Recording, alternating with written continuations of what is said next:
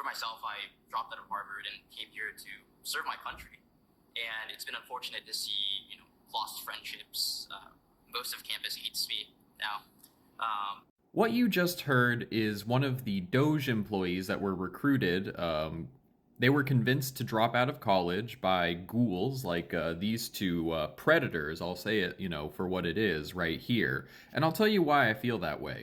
We talk a lot about MAGA being a cult, and I feel like this example is too good to pass up. We're gonna have to go into detail here. Now, these two freaks are smirking because they know that they have that young man locked in, and here's what I mean.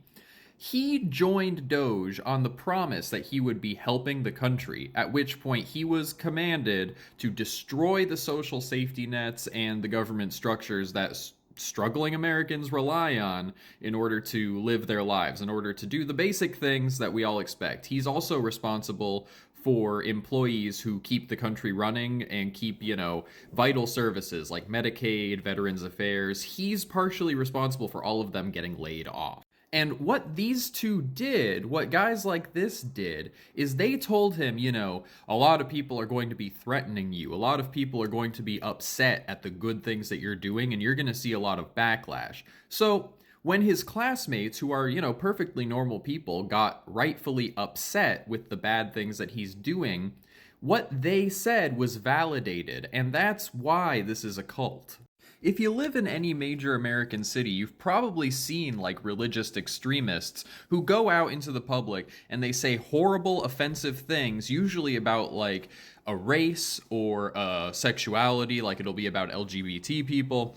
And they say these horrible things because their church tells them you have to spread the word, and the word is a bunch of offensive shit.